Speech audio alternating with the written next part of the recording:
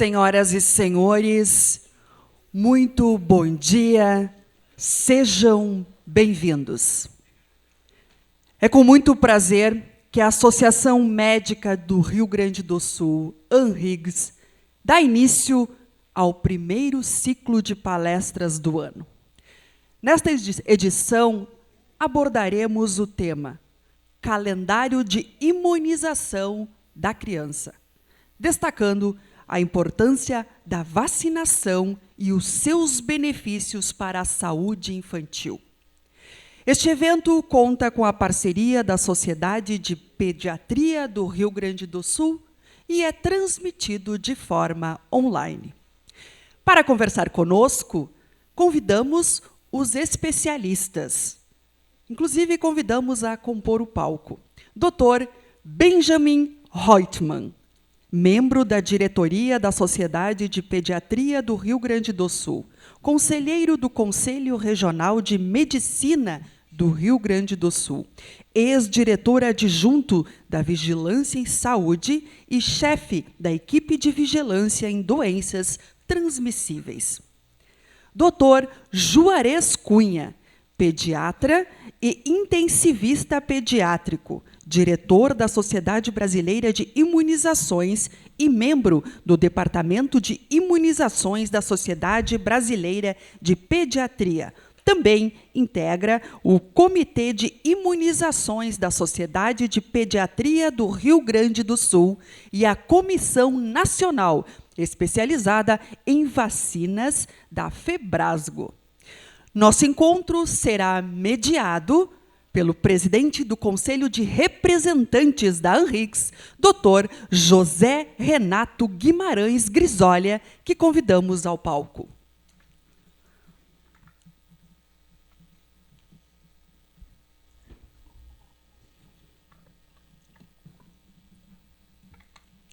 Com a palavra, o Dr. José Renato Guimarães Grisolha.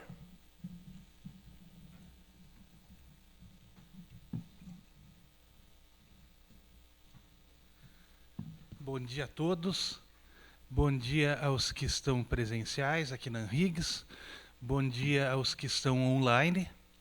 Eu gostaria muito de agradecer ao Dr. Benjamin e ao Dr. Juarez por aceitarem nosso convite para vir falar sobre esse assunto que, infelizmente, nos últimos tempos anda muito atacado e a ciência tem perdido para algumas opiniões não científicas, que tem prejudicado muito ao nosso Plano Nacional de Imunizações, que foi um exemplo para o mundo. Era um programa que atingia milhões de pessoas num mesmo dia nas campanhas nacionais de vacinação. O Dr. Benjamin e o Dr. Juarez não me conhecem, mas eu hoje sou neurologista, sou neuropediatra, fui pediatra há alguns anos, então eu tenho um especial apreço pelas vacinas.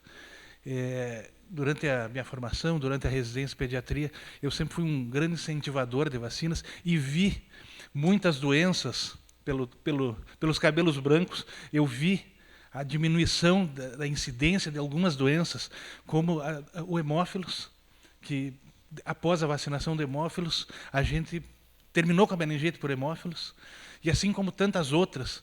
E as vacinas salvaram a humanidade. Nas grandes guerras, a vacina do tétano salvou quantos soldados feridos nas guerras? Então, e hoje, a gente, por opiniões não científicas, estamos perdendo uma batalha para doenças que podiam estar muito controladas e estão voltando, como é o caso do sarampo. Agora temos meningococo aparecendo no Rio Grande do Sul. Então, vai ser um especial momento para nós ouvirmos essas duas pessoas que são especialistas no assunto, para tentar dar uma luz para a comunidade médica, que tem uma opinião científica verdadeira de como deve funcionar a vacinação. Depois que fizerem as exposições, a gente vai ter alguns períodos para fazer alguns questionamentos para os nossos palestrantes. Certamente vão vir alguns assuntos que vão complementar ao que eles vão falar. Então, gostaria de agradecer a presença dos colegas e é com um imenso prazer que a ANRIGS está de portas abertas para quem vem aqui disseminar a ciência. Vamos à palestra com a palavra Dr. Benjamin Reutemann e Dr. Juarez Cunha.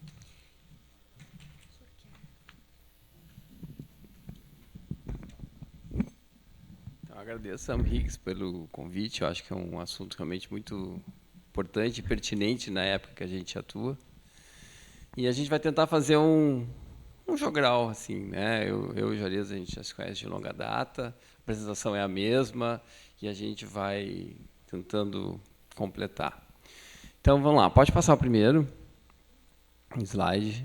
Opa, eu tenho aqui o poder de passar o primeiro slide. Então, declaração de conflitos do Dr. Juarez, aqui, né? Em relação aos meus, não tenho nenhum conflito de interesses. E, falando em geral, então, sobre as vacinas.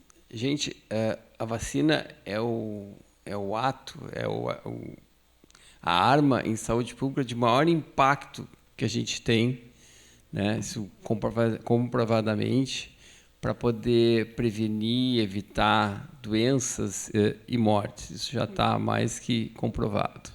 Se vocês pensarem na expectativa de vida do homem brasileiro no início do século XX, lá para 1940, 45, 40, eles tinham 44, 48, não chegavam a 50 anos a média de vida. Hoje, eu estava agora olhando o resultado, nós estamos com os homens sempre atrás das mulheres, né? Com 74, 75 expectativa de vida, e as mulheres chegando praticamente aos 80 anos com expectativa de vida. Sem dúvida, vacina foi a arma principal, não a única, né? A gente sabe também, por exemplo, que saneamento básico e melhora das condições gerais de vida também contribuem bastante para isso, mas a vacina talvez seja o principal. Então, além de evitar mortes, eles previnem, promovem saúde, não só para aquele que é vacinado, mas quando consegue ter uma abrangência maior de vacinas, quando consegue altas taxas de imunização, tu tem uma proteção da coletividade. A gente até vai ver melhor. O Juarez vai mostrar depois um slide bem interessante. Calcula-se que a gente evita de 3 a 4 milhões de mortes por ano com as vacinas, né? E, como eu já falei, elas aumentaram a expectativa de vida, não só do brasileiro, na verdade, no mundo inteiro. Vacinas também conseguiram erradicar doenças. O caso da varíola, né? Eu tenho 60 anos e eu fiz vacina da varíola. Quem tem menos de 40 nem precisou fazer a vacina da varíola, porque ela já tinha sido eliminada, já não existe mais a varíola. Eu posso falar um pouquinho também da polio. A polio foi eliminada das Américas desde os anos 80, a gente não tem casos de poliomielite, mas ainda não foi eliminada do mundo. Há casos de poliomielite. Há bolsões, eu vou chamar assim, de poliomielite no Afeganistão, na Nigéria, no Paquistão, se eu não me engano. E introduzindo um pouco a questão das vacinas, por que ainda tem poliomielite? Porque se aqui foi erradicado com vacinação em massa na Europa, nos Estados Unidos, a gente tem lá os bolsões por causa de notícias ou, enfim, fake news que se espalham naquelas regiões de que as vacinas seriam armas do Ocidente para trazer problemas para as pessoas enfim, isso prejudica a chegada das equipes de vacinação e eles não conseguem uma cobertura vacinal nesses países realmente mais atrasados. E ali ainda tem bolsões de poliomielite, e por isso a gente mantém a vacinação da polio para ficar alerta para não entrar a polio até a gente. Além dessas que eu citei, várias outras doenças elas estão praticamente sob controle. Não se tem rubéola, por exemplo, em Porto Alegre, mais de 20 anos. Rubéola congênita é uma doença que desapareceu aqui no nosso meio. Sarampo, a gente teve o certificado de eliminação do sarampo, que foi até 2017, o Juarez vai me corrigir, mas a gente começou um surto de sarampo no Brasil e em Porto Alegre. De 2017 a 2019, a gente perdeu esse certificado, 2019, 2020, agora a gente recuperou. certificado ele existe quando tu tem 1 ano sem transmissão local daquela doença. Mas agora o sarampo voltou a ameaçar. Nós temos 13 países da Latinoamérica, além do Brasil, que fazem fronteira com o Brasil, que tem muitos casos de sarampo. Aliás, não é só na América Latina, Estados Unidos, Europa tem casos de sarampo. Aliás, morreram ano passado 3 pessoas de sarampo nos Estados Unidos, que é uma coisa assim, é uma notícia até que a gente é absurda, né? Morrer de sarampo em um país desenvolvido. Enfim, tanto que o Ministério da Saúde tomou a iniciativa de fazer a dose 0, ou seja, a dose de vacina abaixo de 1 ano. A vacina do sarampo é feita com 1 ano e 3 meses, e para evitar a entrada, né, do sarampo no nosso meio, se criou a dose 0, que ela não conta no calendário vacinal, uma dose extra para as crianças abaixo de 1 ano.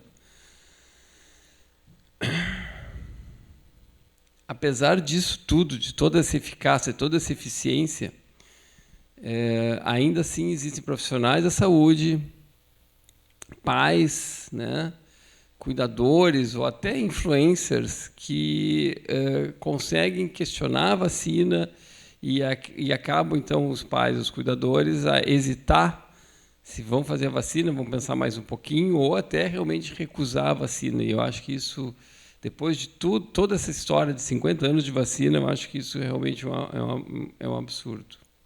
Então, a gente tem 50 anos do Programa Nacional de Imunização, e aqui é só, na verdade, é para mostrar o quanto se evitou de doenças e de mortes, assim, por várias doenças aqui. Sarampo, aqui tem hemófilos influenza tipo B, enfim. Isso levando em conta só essas 4 doenças: sarampo, tétano, coqueluche e tuberculose. Calcula-se que foram evitadas 144 milhões de mortes nesses 50 anos, 8 bilhões de anos de vida salvos, né? Porque, claro, se uma criança morre, ela tinha um potencial de viver até os 78 anos, então aí a gente conta os anos de vida que deixou de se viver. Mas vamos adiante. Quanto ao nosso Programa Nacional de Imunização, a gente tem o maior programa nacional do mundo. Algumas pessoas podem dizer, não, mas as vacinas que a gente tem aqui, a gente tem nos Estados Unidos, na Europa, mas muitos desses lugares as vacinas são pagas. Nos Estados Unidos é um sistema muito... assim, eu não vou dizer perverso, mas eu vou dizer irregular, digamos assim. Os planos de saúde pagam algumas vacinas e as outras a pessoa tem que comprar, tem que pagar. Nem todas são gratuitas, né? E nós temos, sim, todas as vacinas que estão no Programa Nacional de Imunização, todas elas são gratuitas. E elas não incluem só vacinas, a gente tem soro antitetânico, soro antiofídico, soro antiescorpiônico e imunoglobulinas, né? Que é uma estratégia, por exemplo, que a gente usa. Tem imunoglobulina contra a varicela zoster, a imunoglobulina agora contra o vírus sincicial respiratório, depois a gente vai entrar mais em detalhes, né? Eu quero lembrar que o calendário nacional de vacinação, a vacina não é uma coisa só de criança, né? A vacina é para criança, para adolescente, para adulto jovem e para idosos e gestantes também. Então, a gente às vezes fica com aquela ideia, vacina é coisa de criança. Terminou a infância, não precisa mais vacinar. A gente precisa vacinar, sim, a gente tem vacinas para fazer. Nós, mais de 60.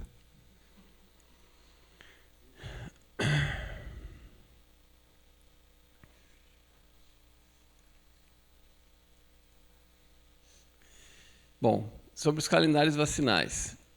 É importante entender que a decisão de introduzir uma vacina no calendário, ela não vem de uma pessoa, não é um ministro, né, ou diretor da vigilância que vai lá e coloca a vacina. Existe um colegiado, até a SBIM faz parte, vários experts, né, médicos, infectologistas, pediatras, ou pessoas que trabalham diretamente com vacinas, eles participam desse colegiado, né? Quando se propõe a introdução de uma vacina se pede a opinião pública, se coloca na Conitec, pouca gente conhece, mas enfim, é divulgado, pessoas podem opinar sobre aquela vacina. Também não é só opinião, mas traz trabalhos científicos mostrando a custo-efetividade de se introduzir uma vacina no SUS, né? Então, esses calendários eles são criados, baseados em evidências, né, na carga da doença, com quanto aquela doença atinge a população, a imunogenicidade e segurança das vacinas. Sobre a segurança das vacinas, eu queria falar um pouquinho mais. Eu trabalhei na vigilância, eu era coordenador da equipe de vigilância de doenças transmissíveis, que incluía a recepção de todas as doenças de notificação compulsória. E acho que, né, para quem não sabe, tem uma série de doenças que, quando vocês estão nos seus consultórios, vocês são obrigados a notificar a vigilância. Coqueluche, cachumba, tétano, difteria, a dengue, principalmente a dengue grave, sarampo, a suspeita de sarampo, a suspeita de rubéola, malária, né? A gente fala pouco, malária tem no Brasil, e às vezes vem gente que trabalha no Amazonas e vem desenvolver malária aqui. Todas essas doenças já têm que ser notificadas, algumas por telefone, tem plantão 24 horas, todas as emergências têm esse número do plantão, ou pelo telefone usual, 3289-2471-2472, ou por e-mail. E, além disso, a equipe de vigilância também controla, ou faz parte, o setor de vacinas. Então, baseado no que a gente está vendo em termos de incidência, a gente pode acender um alerta e ativar uma vacinação extra. Exemplo bem clássico, quando começou o surto de sarampo, em Porto Alegre. Aliás, o primeiro caso eu vou contar bem rapidinho, que eu acho que, às vezes, a curiosidade também é importante. Uma pessoa de mais ou menos 25 anos ligou para a vigilância, que ela tinha que consultar no posto de saúde, que estava com uma doença exantemática, disseram que era eritema infeccioso, e ela precisava de um atestado. E o médico não tinha dado atestado, ele não conseguia falar com o médico, era unidade de saúde. E não é a função da vigilância, não era a minha função, mas ele disse, vem aqui na vigilância que eu vou te dar o atestado. Tu precisa de atestado, obviamente, para o trabalho, vamos resolver esse teu problema. Lá a gente não examina pacientes, mas eu chamei eles, ele morava perto, eu vou resolver isso e pronto. Ele chegou e ele estava com um exantema intenso, os olhos vermelhos, bem vermelhos, tosse seca. Ele estava com mais gente, eu afastei todo mundo, procurei uma sala, lá não tem sala de atendimento, esvaziei uma sala, botei ele na sala, botei uma máscara, fui ver ele, mandei abrir a boca, tinha umas manchas brancas lá dentro da bochecha. Foi o primeiro caso de sarampo de Porto Alegre, foi ali. Eu disse, isso não é eritema infeccioso, não é nenhuma outra doença, mas isso é sarampo. Aí coletamos material de orofaringe, levamos para o laboratório do Estado, claro, providenciamos o isolamento imediato dele e o que a gente faz em termos de vigilância? A gente faz a vacinação dos contactantes, ou seja, a gente tenta fazer um bloqueio vacinal para aquele caso não se espalhar. Foi o que a gente fez, né? Mas, enfim, isso é só para entender como é que funciona a vigilância e enfim. Bom, a idade que a gente vai introduzir a vacina, é claro que vai visar aquelas pessoas mais vulneráveis, geralmente as crianças, né? E o melhor momento para aplicar a vacina, onde haja uma boa resposta imunológica e onde haja realmente, assim, em termos de saúde pública, a melhor eficácia, né? Muitas vezes a gente acaba mudando o calendário vacinal e isso indica progresso. Aí eu vou dar outro exemplo. Um exemplo da eficácia das vacinas, da eficiência, do sucesso das vacinas. Todo mundo acompanhou as campanhas da poliomielite. Poliomielite é a famosa poliomielite, a primeira vacina é a polio, a gotinha, que até deu margem para o Zé Gotinha, né?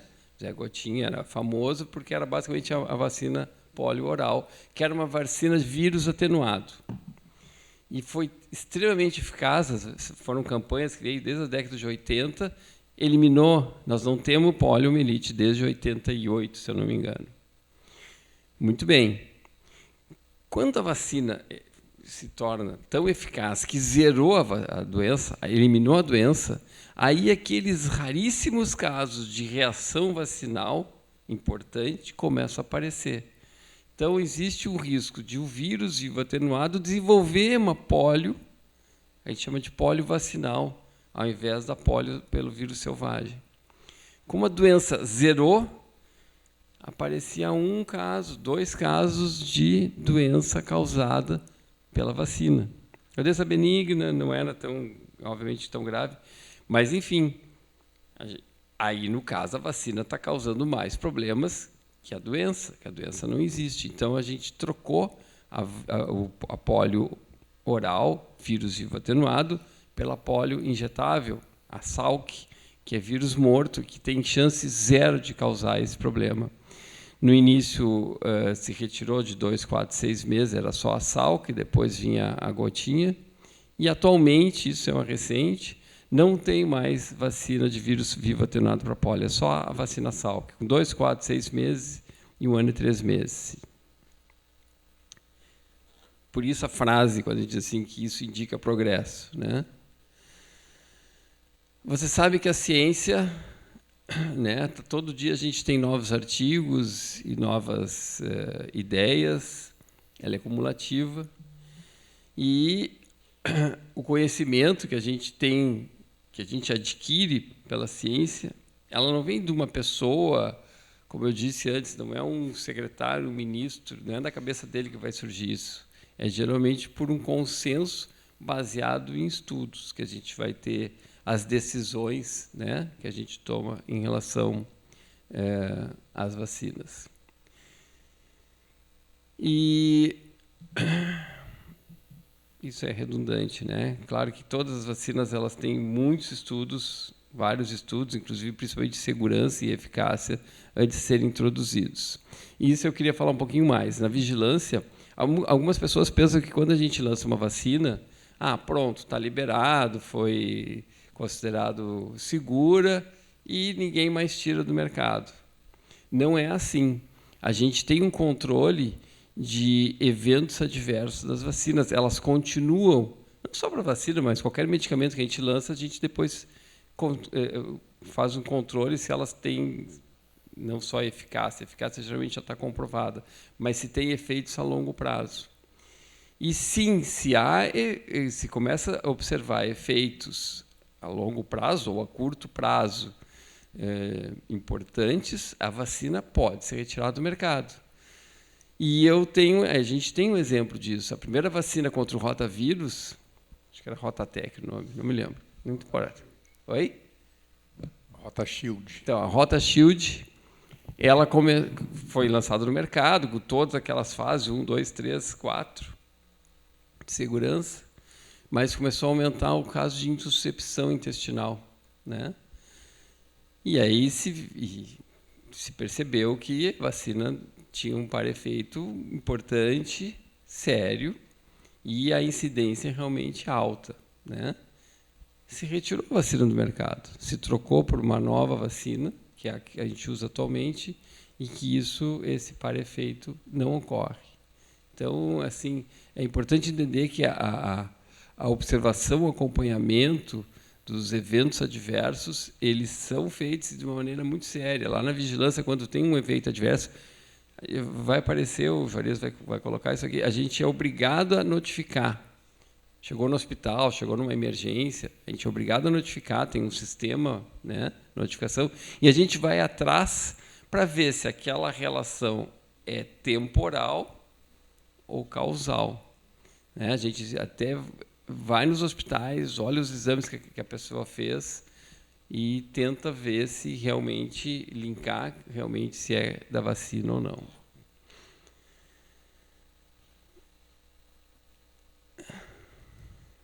Então, os calendários de vacinação, nós temos o nosso Programa Nacional de Imunização, que abrange crianças, adolescentes, adultos e idosos, né? Tem o calendário da Sociedade de Pediatria e o calendário da Sociedade Brasileira de Imunização. Eu vou falar um pouquinho só rapidamente do SUS, do nosso PNI, depois o Juarez vai entrar com a Sociedade de Pediatria e a ISBIM, até falando sobre as diferenças. Um pouquinho sobre proteção coletiva e individual. Você sabe que a gente, quando faz a vacina, aquela pessoa, ok, fica protegida. Mas se muitas pessoas, se várias pessoas daquela comunidade se vacinarem, vai ter uma proteção muito maior. Aqui, se todos são vacinados, chegar alguém com sarampo aqui no meio, várias pessoas vão ter sarampo, vão adquirir sarampo. Esse não, mas os outros vão ficar doentes. Agora, se alguém chegar aqui, provavelmente vai ter porque a eficácia da vacina não é 100%, é 95%. Então, teoricamente, nós temos 100 pessoas aqui, entra uma pessoa com sarampo, provavelmente um caso importado. Desses 100, no máximo 5 vão ter a doença. Agora, se nós temos 100 pessoas e só 3 vacinados, talvez 92 vão sair daqui doentes.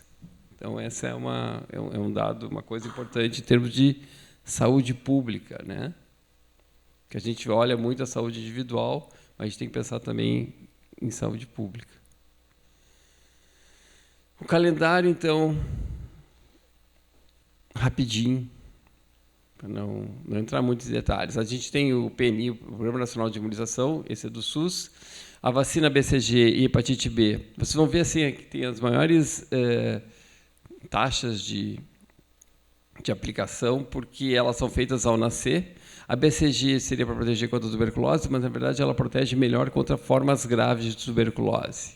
Hepatite B eu não vou entrar em detalhes. 2 meses a gente tem a penta, junto com a polio, né? Na rede privada eles juntam essas 2 vacinas e fazem a hexa. A pneumo 10 valente, a gente vai falar um pouquinho mais de pneumo depois. E a rotavírus, a primeira dose. Com 3 meses, meningococo C. Com 2, 3, 4 meses, repete as vacinas de 2 meses, praticamente. Com 3, 5 meses, a segunda dose da meningo C. Depois a gente tem com 6 meses, de novo, a penta, a polio. Aqui já pode fazer a influenza, vacina contra a gripe. Na primeira vez são 2 doses. 6 meses, a partir de 6 meses a 5 anos, a faixa etária recomendada para crianças, tem as outras faixas etárias, e também pode fazer a vacina do Covid-19, primeira dose. A febre amarela, usualmente, a gente faz com 9 meses, talvez em situações especiais aqui, 6 a 8 meses, mas a febre amarela aqui no Rio Grande do Sul a gente faz com 9 meses e depois com 4 anos. A Covid, com 7 meses, segunda dose. Com 12 meses, a gente tem o reforço, a última dose da pneumocócica.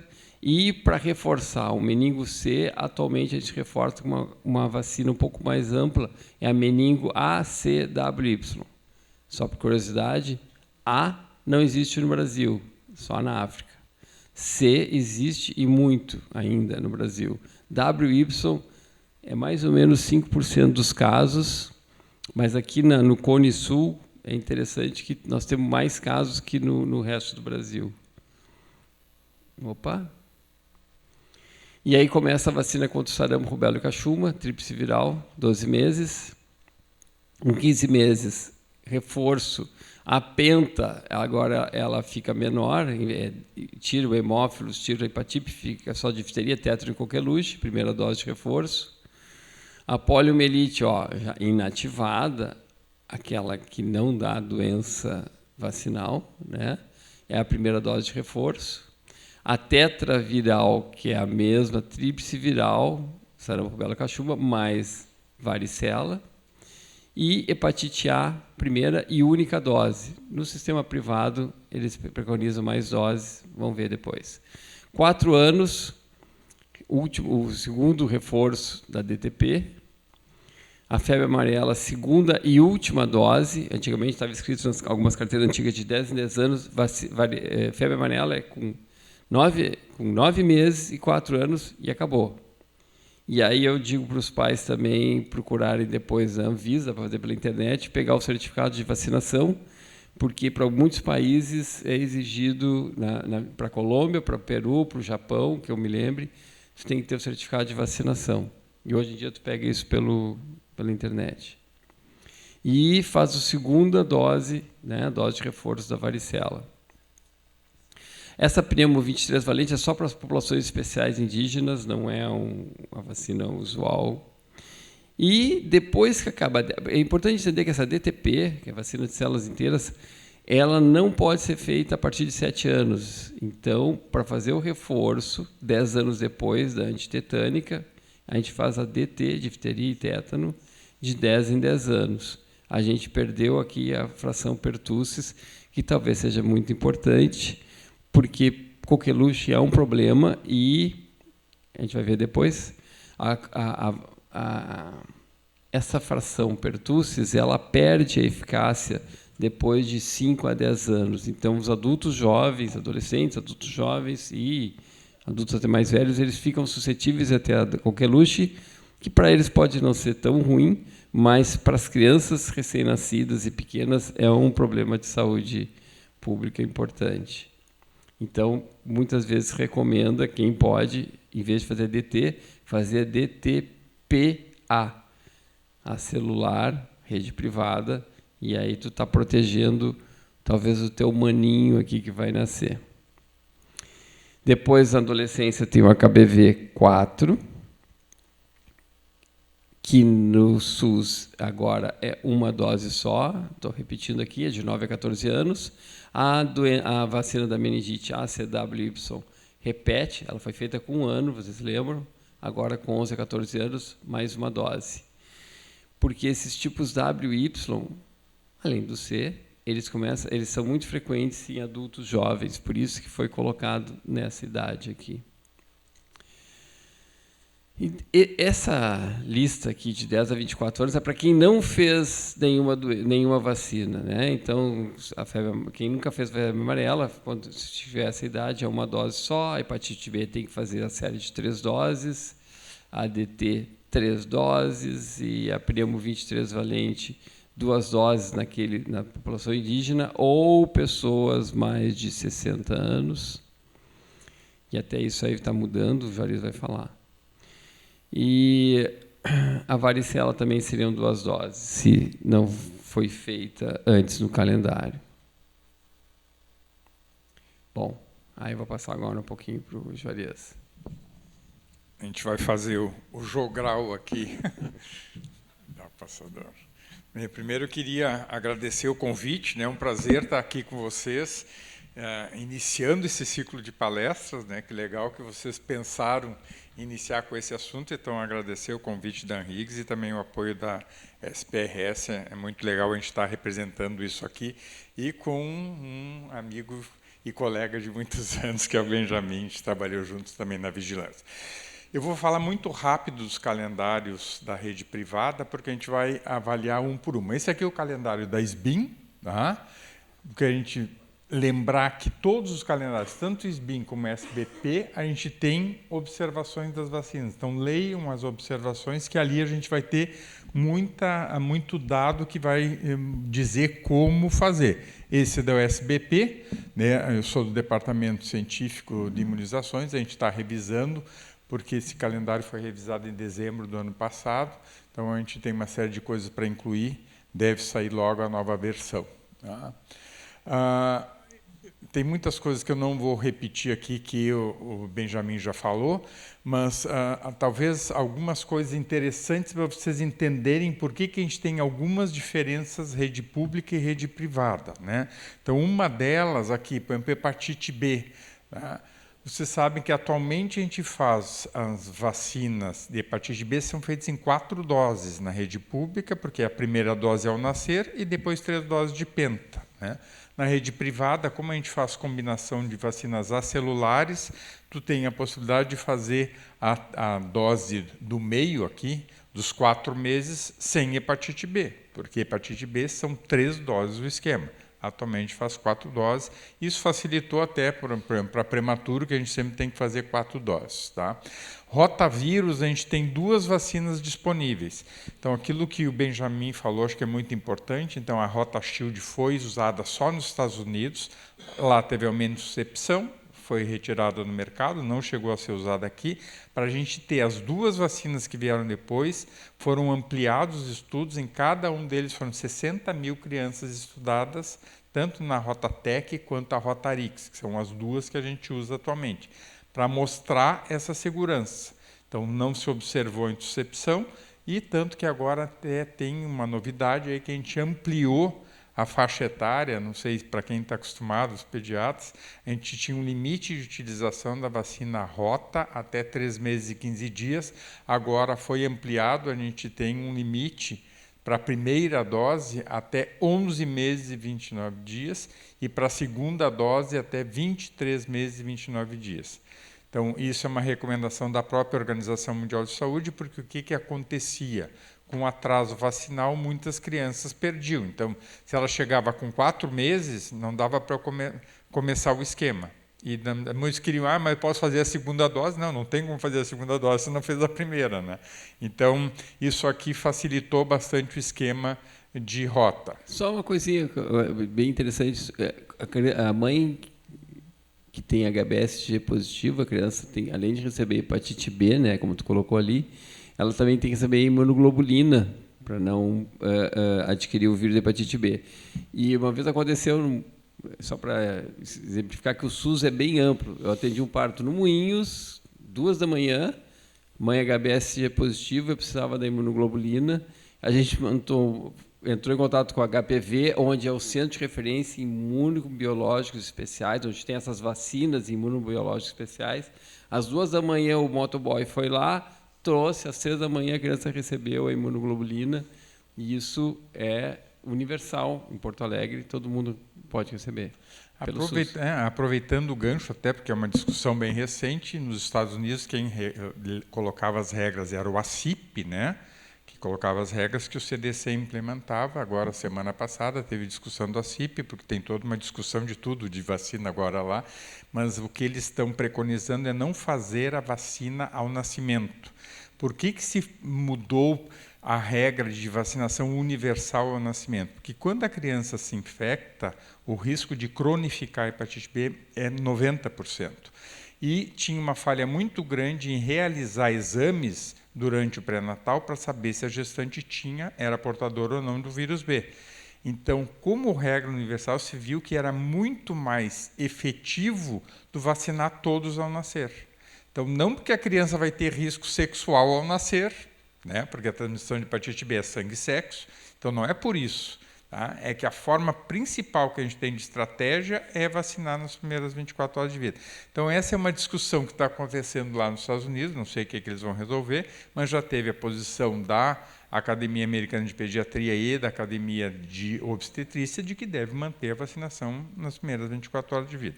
Espero que eles mantenham, porque isso vai impactando em todo o resto, em todo mundo. Tudo que eles decidem lá vai impactar e atrapalhar por aqui, né?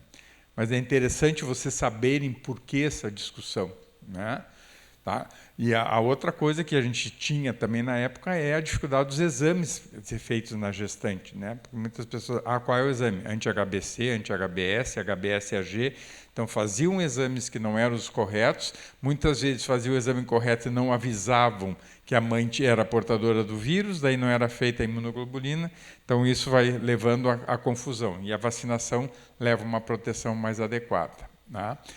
O que a gente tem no Brasil? Desde 89 a vacina hepatite B, atualmente ela é recomendada para todas as faixas etárias. Tá? Disponível na rede pública a todas as faixas etárias. E, em 2014, foi introduzida a hepatite A. Viram que a gente tem uma diminuição muito importante de hepatite A. Hepatite B, a ampliação acontece para todas as faixas etárias exatamente pela forma de transmissão, que é sangue e sexo. Então, por isso que não tem mais limite de idade de utilização da vacina. Nessa parte aqui, a gente resolveu botar alguns slides só para enfatizar a importância, né? Então, rotavírus, que a gente inicia a vacinação já em 2006 no Brasil, né? E esse é um trabalho até que tem participação do pessoal aqui do Estado, e a gente teve um impacto muito importante, né? Não especificamente por rota, mas uma diminuição importante de hospitalização por diarreia e diminuição de mortalidade por diarreia.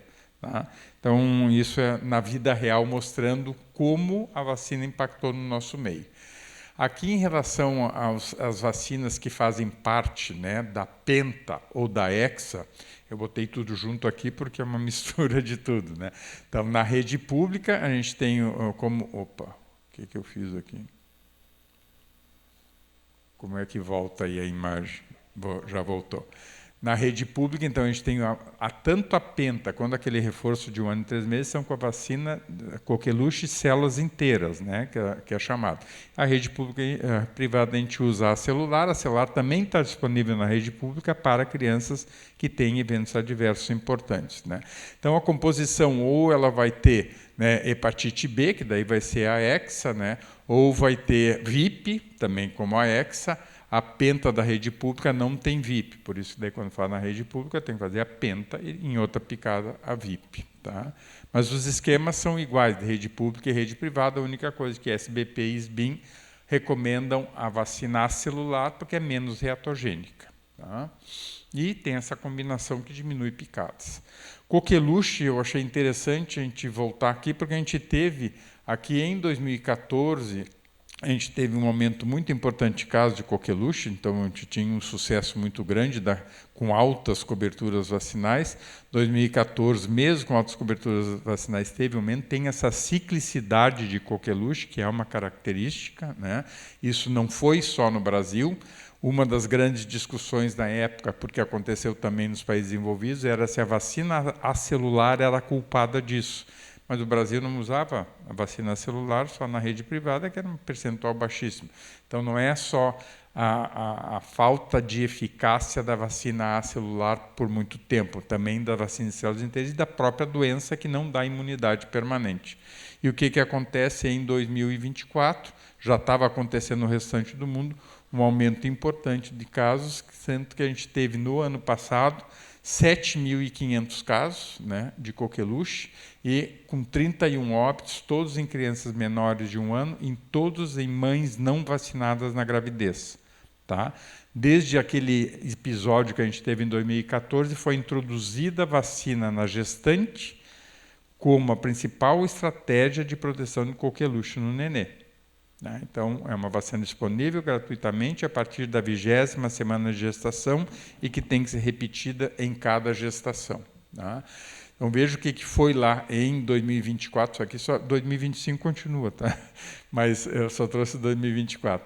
Veja o Paraná, o que aconteceu, né? Em termos de coeficiente de incidência, foi altíssimo, com um número muito importante de casos no Paraná no ano passado. Tá?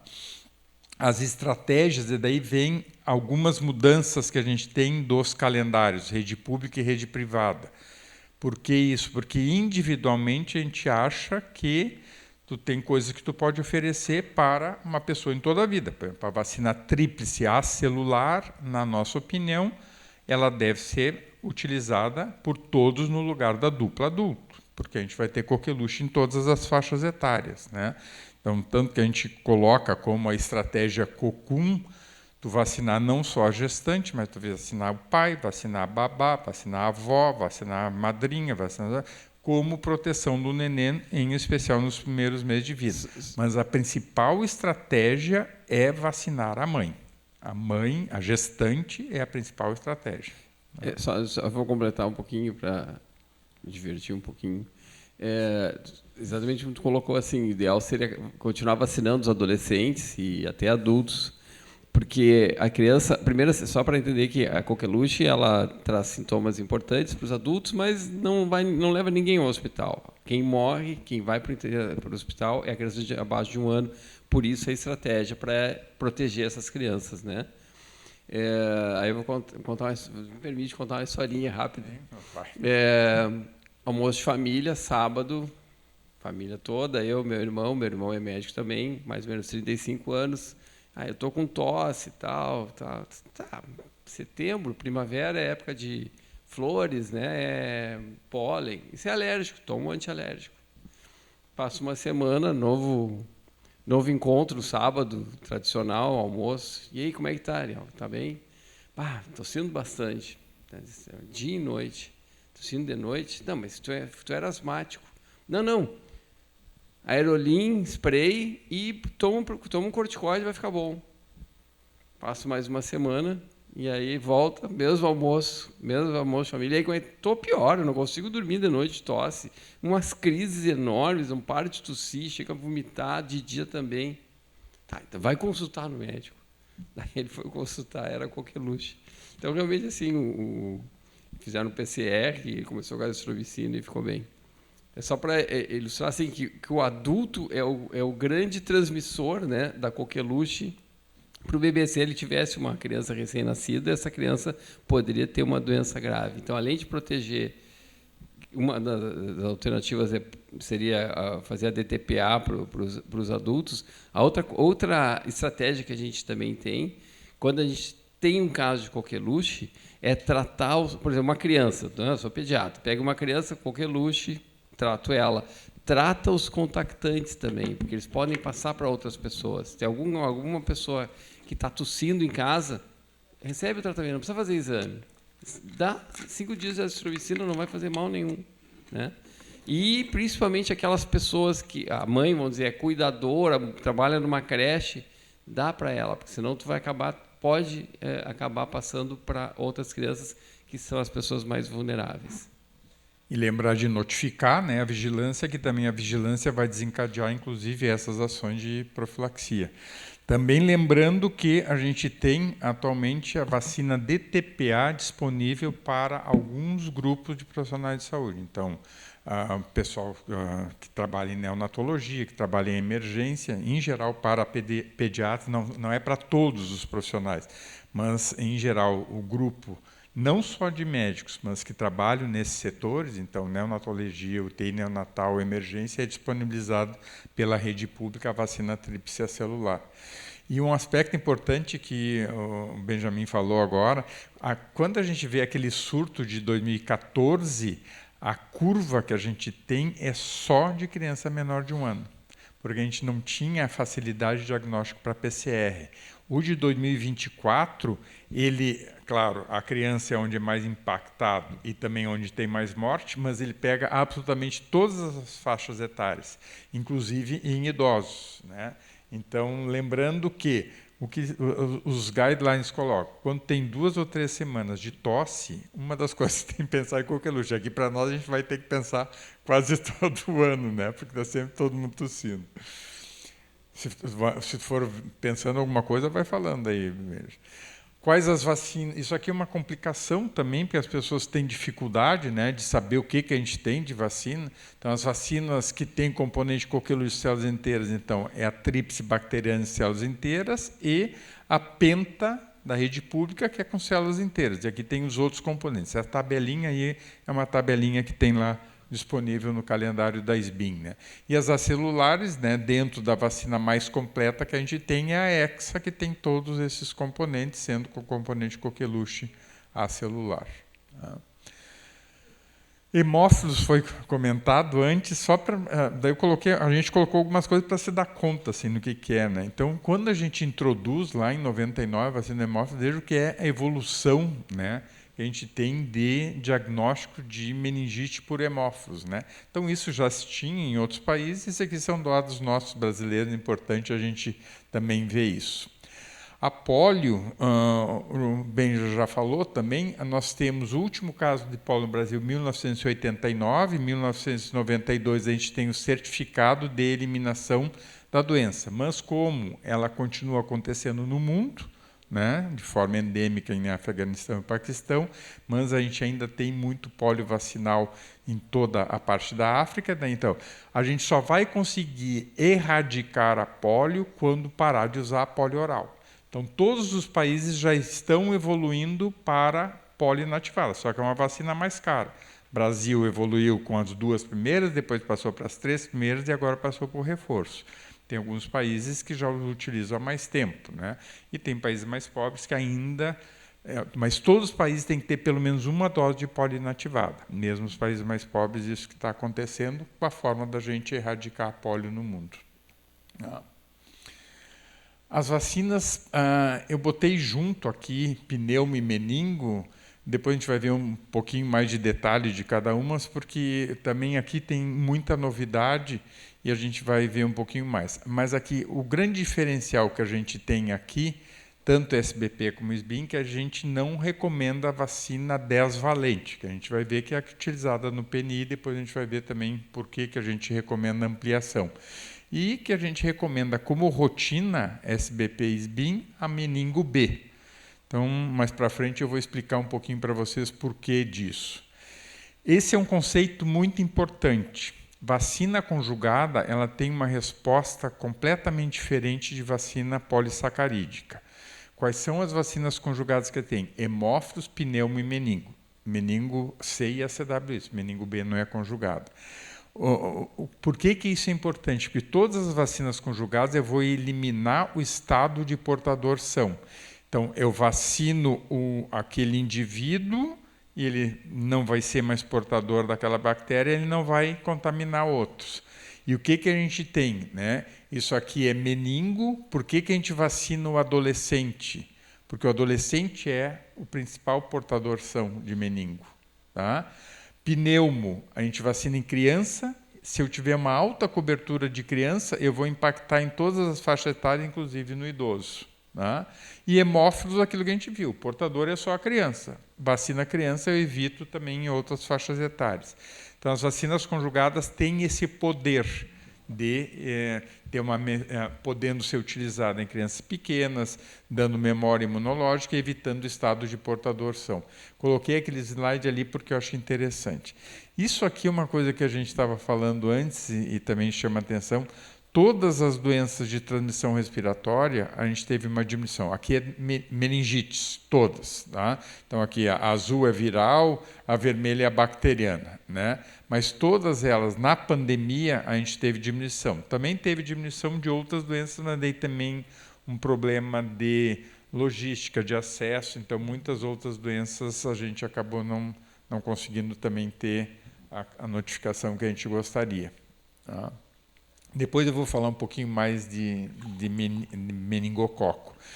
Esse é um aspecto bem importante que a gente quer salientar. Isso aqui é 2024.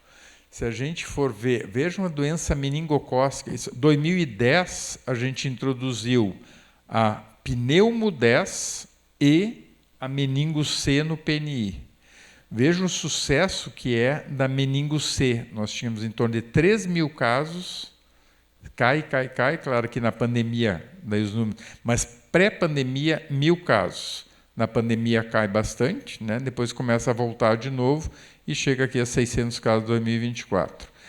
Pneumo, tu não consegue visualizar, mesmo com a pneumo 10, tu não consegue visualizar a diminuição tão importante, porque aqui pega todas as faixas etárias. Pandemia cai tudo, mas vejam isso aqui, ó.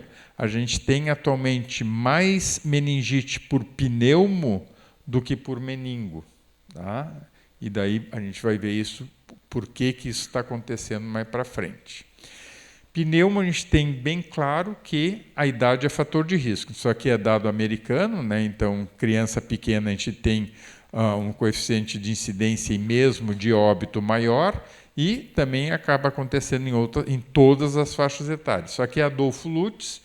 Esse é um recado importante também. Sempre quando vocês tiverem algum paciente com doença invasiva internado, solicitar que enviem para o LACEN envia para o Adolfo Lutz. Né? Então, isso aqui são amostras de 2024 só de pneumo. Né? E daí vejo que, claro, vocês não conseguem ler nada, nem eu, porque com a distância fica difícil ver os números, mas a gente tem aqui o número de crianças, depois aqui adolescentes, de jovens e adultos idosos. Né? Então, acontece em todas as faixas etárias. As faixas etárias, é claro que um número muito maior em criança e em idoso. Esse aqui eu vou passar porque ele é... Esse aqui eu acho bem legal também para mostrar, porque daí aqui é específico de criança que receberam a vacina pneumo 10 a partir de 2010. Então, isso aqui é diminuição dos casos de meningite por pneumo a partir de 2010. Tá? Então, vejam como a gente tem uma diminuição importante nas crianças vacinadas. Não se tem nas outras faixas etárias, é uma discussão se a gente teve ou não o efeito coletivo, o efeito rebanho, que era esperado, que com a pneumo 7 aconteceu, com a 13 aconteceu, mas com a 10 não fica muito claro. E isso aqui é do Adolfo Lutz, agora do ano passado, e esse slide também é muito interessante. Eu estava vendo com o Benjamin antes. Aqui a gente tinha, aqui são esse azul mais escuro são os sorotipos que tem na pneumo 10, tá? O vermelho são os sorotipos que tem acrescidos a 10 para pneumo 13. Depois a gente chega aqui com a pneumo 15, esse verdinho, tá? E a pneumo 20, esse outro azul mais escuro, e esses aqui é que não tem sorotipos que não estão em nenhuma vacina. Então, aqui o último ano, 2024. Então, veja o sucesso da pneumo 10. Quando a gente inicia a pneumo 10, os sorotipos que estão na 10, eles praticamente sumiram. Então, a vacina foi ótima, foi excelente. Só que o que acontece? Tem um replacement, que era esperado, com sorotipos, principalmente o 19A, que é 33% dos casos causadores de doença invasiva atualmente. Então, a posição das sociedades, tanto SBP como SBIM, é que a gente precisa trocar a pneumo 10 da rede pública por uma vacina que, no mínimo, seja 13, no mínimo 13, pode ser 13, 15, 14, que eles estão discutindo, ou 20, mas tem que ser a 10, não cabe mais, porque a gente está tendo esse impacto importante. A resistência à penicilina ela é maior exatamente nesses sorotipos, por isso o 19A, que escapa a pneumo 10. Exatamente. Né? O outro sorotipo que é muito importante, que também não tem na 10, é o sorotipo 3, com 20%. Tá? Então, essa é uma informação importante para você saber. O que a gente tem de vacina? Então, aqui, o que significa os números? Né? Os números aqui significam os sorotipos que estão contemplados na vacina. Muitas pessoas perguntam, mas se a pneumo 23 tem 23 sorotipos, mais barata, por que eu não faço a 23? Porque ela não é conjugada. Então, é uma vacina com uma tecnologia ultrapassada, ela é da década de 40, a formulação atual dela é da década de 70, mas as vacinas conjugadas, que começam ali nos anos 2000, que a gente começa a ter as vacinas conjugadas, muda completamente a evolução de tudo isso. Então, isso que a gente tem atualmente, pneumo 10, 13, 15 e 20, com suas diferentes formulações. Então, até o 10 aqui é tudo igual, né? A pneumo 14, que é uma vacina conjugada, produzida na Índia, e que talvez seja a vacina escolhida para entrar no PNI, a gente não sabe, ela tem uma formulação muito parecida, né, ela tem a mesma formulação dessas outras aqui, e inclui o 19A, que é o grande problema. Né? A gente não sabe o que o Ministério vai decidir ainda. Tá? Lá no site da SBIM tem é bem fácil de acessar, tem os calendários vacinais e tem lá que tem os esquemas de vacinas pneumocócicas, porque é muito confuso isso, principalmente nessa mudança. Né? Então, o que atualmente nós recomendamos como SBP e SBIM? A gente recomenda preferencialmente, né, as vacinas 13, 15 ou 20, né? Elas são intercambiáveis entre elas, preferenciais em relação à pneumo 10. Crianças que tenham sido vacinadas com a pneumo 10, nós recomendamos que recebam alguma vacina com maior valência, de preferência o mais cedo possível, porque quanto menor a criança, maior a vulnerabilidade. Né? Então, o esquema, sempre que a gente preconiza o esquema 3+1 da rede pública, esquema 2+1. Então, também tem essas diferenças. E lembrar que a gente tem a pneumo 13, não tem mais na rede privada, mas tem na rede pública, nos CRIs para imunodeprimidos, numa série de casos de imunodepressão. Mas na rede privada, atualmente, a gente só tem 15 ou 20. Tá?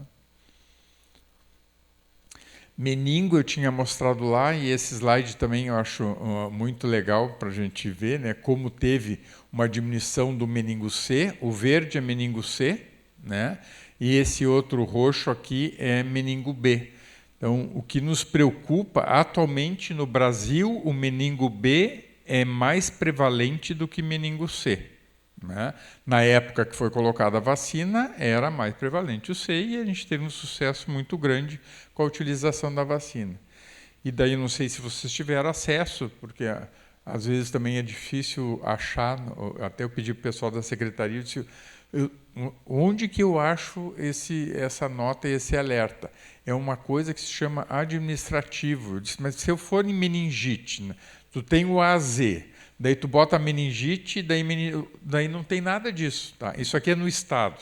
A situação atual do Estado, a gente tem um surto de meningo B na região da Serra, e em especial esses últimos casos aqui, que são os de Bento, apesar desses dois aqui, porque esses aqui eram de Bento também, mas não tinham nenhuma relação, esses aqui são considerados surto. Né? Então, esse alerta saiu na semana passada, todos evoluíram super bem, ninguém teve óbito aqui, mas vejam que dos sorogrupos, só um foi sorogrupo C, desses casos que a gente teve até a semana passada, semana 35, 2 semanas atrás, eu acho. Né? Quer falar alguma coisa? Ontem eu procurei, que eu tinha recebido na sala de pediatria, na reunião ontem, a gente vai divulgar para os pediatras. E eu acho que a divulgação ela é um problema. Eu procurei sites da Secretaria da Saúde, boletins. Tinha boletim de 2017, 2019, mas não tinha esse boletim. Mas, enfim. Não, eu falei ontem com o pessoal, porque eu preciso botar no slide, eu tenho que botar a referência. Como é que eu vou botar a referência se não tem no site? Né? Mas daí consegui achar no site, mas sabe aonde? Que é nas notícias. Nas notícias, daí vem lá uma notícia da imprensa que tinha saído isso, e daí tu clica nos boletins, mas não onde deveria estar. Né? E esse aqui, então, teve um alerta e uma nota informativa. Essa nota informativa coloca, que eu acho bem interessante, ver, a gente está com predomínio de sorogrupo B. Atualmente, em 2025, a gente tem 52 casos. Como a gente tinha ali 14 casos na Serra, eu pensei, não, esse resto aqui deve ser Porto Alegre. Daí vi com o pessoal da Vigilância Porto Alegre, a gente só tem 2 meningo B esse ano em Porto Alegre, em crianças pequenas, que nenhuma evoluiu para óbito, mas as duas com sequela. Então, eu não sei esses casos aqui, eu não consegui descobrir, porque no boletim não fala, e é estranho que vocês lembram que o que eu coloquei aqui lá de Caxias e Bento, vejo que a gente tem só 2 crianças pequenas, uma de 5 meses e a outra de 1 ano, depois uma de 2 e outra de 3. Né? E vejo na nota, eles colocam aqui todas essas crianças menores de 1 ano. Então agora nós temos que descobrir, né, Benjamin, lá com o pessoal do SEVES, que são esses casos aqui, né? Mas assim, até faz sentido, que a gente sabe que o meningo B é mais prevalente nas crianças menores, nas crianças pequenas, né? Enquanto que o meningo C, porque as crianças estão vacinadas há 20 anos, então ela começa a aparecer mais só no pessoal mais velho, né? E aquilo que a gente tinha visto, que atualmente o meningo B é mais prevalente, na criança, desde 2015, o meningo B é mais... Não que tenha aumentado o meningo B, né? Proporcionalmente é mais importante nas crianças. E a gente tem essa situação de surto aqui, numa coisa restrita, mas a gente teve no ano passado o surto em Alagoas, com uma letalidade para o meningo B de 60%, que é a letalidade de doença meningocócica em geral em torno de 20%. Né? 20%. E teve 60% de letalidade. Né? Então a gente tem que ficar muito atento. E atualmente a gente está com surto de meningo B também no Pará. Tomara que não atrapalhe lá na COP. Né? O pessoal da COP está muito preparado do sarampo. Depois eu acho que em algum momento eu vou falar aqui de sarampo também, mas sarampo é um grande risco. Né? Influenza já foi falado. Uma coisa importante de influenza, que a gente tem vacina trivalente e tetravalente. Atualmente não tem nenhuma preferência pela tetra, porque o que a gente tem na tetra? Um segundo B que é o Yamagata, que não circula desde a pandemia. Então, tri ou tetra, não esperem para fazer a tetra. Não. A única diferença importante é que daí para idoso que a gente tem a vacina High Dose, que é uma vacina com mais antígeno para pessoas acima de 60. Independente de ser tri ou tetra, esse ano a Organização Mundial de Saúde ainda mantém a possibilidade de produzir em tetra, mas a ideia é ficar vigiando o B e Yamagata e provavelmente em algum momento a gente não vai ter mais tetra, vai ser só tri. Tá. Sarampo, cachumba e varicela, aqui também uma discussão, acho que é importante a gente falar, vocês devem ter visto que a CIP recomendou lá nos Estados Unidos que eles não façam mais a vacina combinada, sarampo, cachumba, rubéola e varicela, só a partir dos 4 anos, eu acho que isso vai repercutir aqui em algum momento. Por quê? Porque quando fazia com 1 ano de idade, tinha uma possibilidade maior de crise convulsiva, quando comparada com as vacinas separadas, sarampo, cachumba, rubéola e varicela separadas, ou tudo junto. Por isso que o Ministério não botou com 1 ano, botou com 1 ano e 3. Com 1 ano a gente tem tríplice viral e com 1 ano e 3 a gente tem a tetraviral no Ministério. Então esse foi o motivo de ter botado com 1 ano e 3. E que foi uma confusão na época, porque a gente fazia a segunda dose de tríplice viral com 4 a 6 anos. Daí teve que antecipar por causa da varicela. Então, para vocês saberem disso. Então, a gente não teve relato nenhum de aumento de casos de convulsão por fazer a vacina tetra, porque tem essa fase 4, que é de vigilância, né, a farmacológica, não tem nada de diferente acontecendo com sarampo, cachumba, rubéola e varicela juntos, além de toda aquela discussão que tem de autismo, que daí a gente ficaria falando uma manhã inteira aqui de não relação de vacina tríplice viral ou tetraviral com autismo, inúmeros estudos com uma quantidade enorme de crianças mostrando que não tem relação. Claro que eu acho que a gente tem que, sim, avaliar e entender melhor, né, o autismo, porque a gente tem uma série de coisas que pode estar contribuindo, né? Alimentação, poluição, descartar vacinas, tem uma série de coisas, né, genéticas, então tem que ter muito cuidado quando tem essa discussão. Hepatite A também eu já coloquei antes, que a gente faz a vacina a partir de 1 ano. Esse aqui eu juntei. Esse slide eu acho que é uma coisa muito legal, se vocês puderem acessar, que é o Instituto Todos pela Saúde, que é o ITPS, que ele reúne todos esses grandes laboratórios nacionais. Então, isso aqui são positividade de vírus respiratório de importância em saúde pública, não interessa se é ambulatório ou internado, tá? Só que ele reflete exatamente o que a gente tem de SVRAG. Então, o que a gente vai ver aqui, por exemplo, aqui 2025, isso aqui é gripe, esse azul mais escuro. Veja que a gripe estava quietinha em algum momento, verde é Covid. Covid a gente está, de novo, numa onda maior, vocês têm ouvido as notícias, agora a Secretaria de Obras teve que interditar lá, porque um monte de funcionário, várias escolas fechando por Covid, né? Então, a Covid a gente está aqui. Influenza, né, foi esse azul mais escuro, e o sincicial. Lá em 2022, a gente teve 2 picos de sincicial, logo depois da pandemia, estava meio confuso a sazonalidade. Mas, desde 2023, 2024, já tem uma sazonalidade mais marcada de sincicial.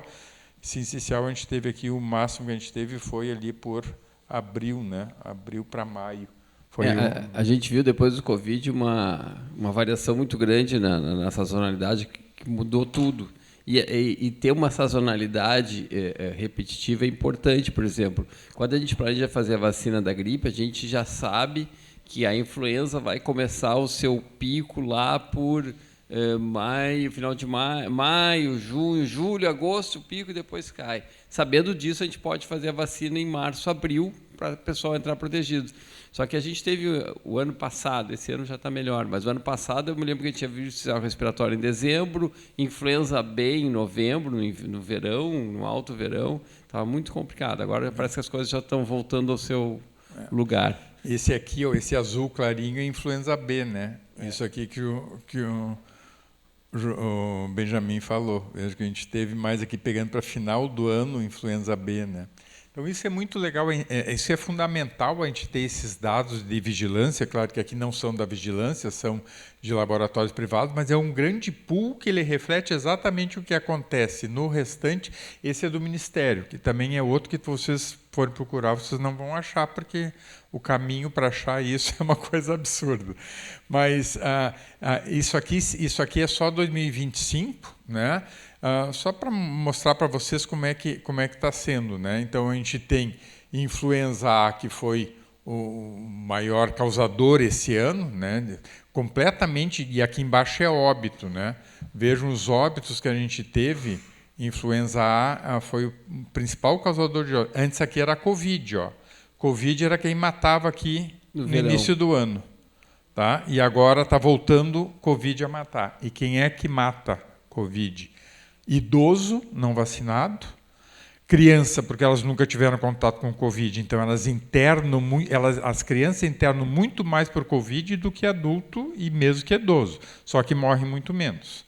Por isso que a estratégia do Ministério é vacinar criança, idoso e gestante. Gestante para proteger o neném nos primeiros meses de vida, né? Alguma coisa aí, Benjamin? Coloquei aqui, isso aqui até a semana 35, porque a gente fica difícil de ver aqui os números. Mas só para a gente ter ideia, né? Olha o sincicial, que a gente tem notícias boas, que a gente vai ter anticorpo para o neném e vacina para gestante. Isso aqui é só 2025, tá? Nós temos mais de 30 mil casos de SRAG em criança menor de 2 anos por sincicial, né? E aqui a gente tem de influenza, que teve um número muito grande, que eu não consigo ler, também aqui que está ruim para a gente ver, e SARS-CoV, que foi muito menos comparado. E quando a gente vai ver os óbitos, e daí, de novo, reforçando por que a gente tem a vacina no PNI, tá? Na gestante para criança. Aqui é óbitos, tá? Então, aqui nós tivemos, eu não consigo ler aqui, está ruim, mas eu acho que eram 38 óbitos de crianças menores de 2 anos por SARS-CoV e 60 e poucos crianças que morreram por influenza em 2025. E por sincicial, mais de 200 casos de óbito, né, para criança. Então, isso aqui é só 2025. É interessante, né? Que os óbitos eles aumentam, né, nessa faixa etária sempre. Essa faixa etária maior. O idoso, né? Olha aqui, óbito por influenza no idoso, óbito por SARS-CoV aqui, ó, de Covid. Como é importante os idosos serem vacinados. Até vírus social respiratório também mata mais idosos. Tanto que tem uma das possibilidades de usar a vacina para idoso, né? Tem 275 óbitos por sincicial em idoso em 2025. Por isso que eu sou fã da vigilância e sou filho da vigilância, né? Que a gente acho que ter esses dados é muito legal. Isso é o dado ruim. Uma campanha de vacinação gratuita, recomendada como rotina. Olha o que a gente tem aqui. Idosos, 50%. Criança, 49%. Gestante, 38%. Uma vacina gratuita. Claro, não é a melhor vacina do mundo, que a gente sabe que a eficácia da vacina da gripe tem suas limitações, mas protege para as formas graves da mesma forma que Covid. Covid não evita a doença, não evita a transmissão, mas evita a forma grave da doença. E daí coloquei aqui sarampo, que eu acho que o Benjamin já tinha colocado, né? Mas a gente tinha o certificado lá em 2016, que daí a gente perde, 2017, 2018, a gente só vai recuperar dezembro de 24, então a gente recupera essa coisa, mas eu botei esse que eu botei ontem de noite.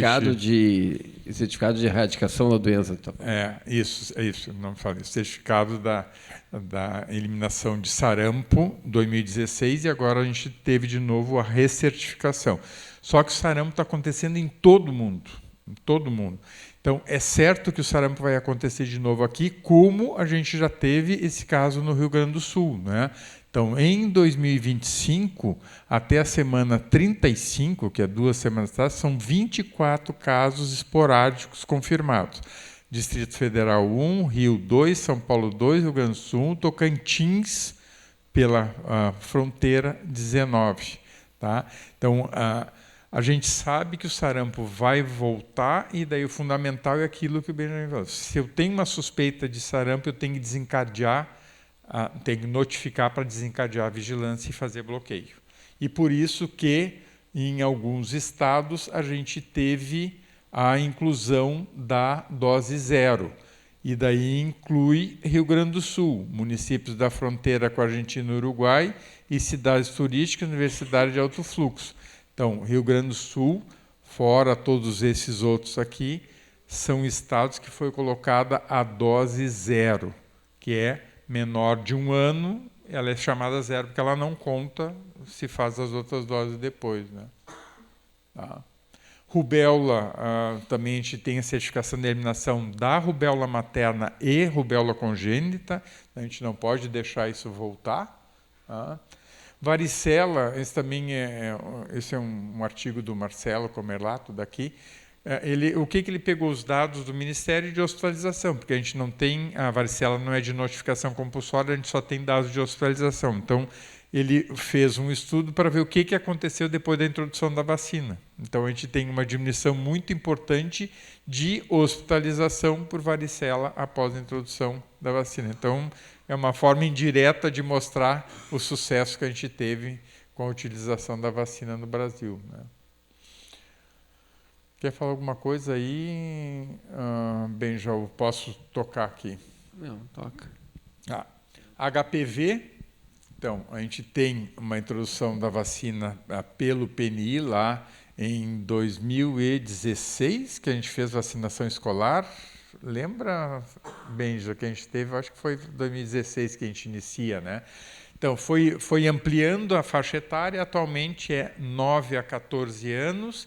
E um recado importante, a gente tem um chamamento, um catch-up de quem tem 15 a 19, que não foi vacinado, está sendo vacinado, mas é uma coisa que não vai durar para sempre. Então, tem que ver quem não foi vacinado, vacinar. O esquema inicial era 3 doses, depois passou para 2 doses, agora o Ministério passou para 1 dose. Em termos de saúde pública, é perfeito para a eliminação, tentativa de eliminação de câncer de colo de útero. A gente só tem dados de dose única com esse desfecho, não com os outros desfechos. Por isso que as sociedades continuam recomendando um esquema diferente e uma vacina que amplia a proteção também. Só para ensinar que tem exceções, né, para quem é HIV positivo, e principalmente assim, quem é vítima de abuso sexual, por exemplo, recebe a vacina mesmo que esteja um pouco fora da faixa etária. E a outra que também é completamente off-label é a papilomatose respiratória recorrente, que a gente pode usar a partir dos 2 anos de idade. A vacina é licenciada dos 9 aos 45, mas para a papilomatose pode ser utilizada em qualquer faixa etária a partir dos 2 anos de idade, com esquemas diferentes também. Tá? E essas situações toda situação de depressão sempre vai ser 3 doses. Febre amarela, o Benja já falou. Agora, uma coisa interessante é isso. Quem recebeu a vacina antes dos 5 anos e só fez 1 dose, tem direito a fazer a 2ª dose. O Ministério preconiza 2 doses quando aplicada aos 9 meses e aos 4 anos. Então, se a criança fez a primeira dose aos 4 anos, mesmo que ela chegue agora com 10 anos, ela tem o direito de fazer a 2ª dose pelo Ministério. Só para lembrar, a febre amarela, que a gente parece uma coisa que é lá da região norte. O vírus ele saiu da região norte, ele viajou, entrou pelo centro-oeste, conseguiu um caminho e acabou na floresta, na Mata Atlântica, e foi descendo. Ilhabela, litoral de São Paulo, litoral de Santa Catarina, matou umas 6 pessoas lá em Camboriú e chegou aqui em Porto Alegre. Então, aqui em Porto Alegre, a gente tem vírus da febre amarela. Essa é uma doença, já falamos, né? Não é urbana, ela é de mata, ela é selvagem. Então, assim, ninguém vai pegar aqui, passeando aqui na Avenida Ipiranga. Mas quem faz trekking, por exemplo, no Morro de São Pedro, nos arredores, a gente sabe que tem vírus da febre amarela lá e é recomendado ser vacinado para fazer esses passeios. Como é que a gente sabe que tem o vírus da febre amarela? Todo macaco que morre, a vigilância vai lá, recolhe o macaco e faz o exame. E aí a gente detectou o vírus da febre amarela aqui nos arredores de Porto Alegre. E o outro recado importante também é que assim, muitas pessoas fazem a vacina só para viajar, que vários países solicitam. Não, mas a gente tem que fazer a vacina porque a gente mora num país endêmico, porque a gente mora no Brasil que tem que fazer a vacina, não porque a gente vai para a Austrália, por exemplo. E muitos países solicitam a vacina, não que eles tenham febre amarela lá, mas porque a gente mora num país que é endêmico, né? Tá? HPV, então a gente tem esse estudo POP que foi feito aqui pelo pessoal do Moinhos, né? Então mostrando assim uma prevalência bastante importante em todo o país, tá? E que assim em torno de 40% das mulheres têm convivem com HPV e muitos deles de alto risco, tá? Então é bem interessante a gente saber esses dados que são dados nossos também, né? Vale um quiz, né? Quais são as duas vacinas que protegem contra o câncer? Não. HPV e hepatite B. Hepatite B. São as duas vacinas atualmente que protegem para câncer. E esse aqui é interessante. Por que a gente, como sociedade científica, preconiza a nona?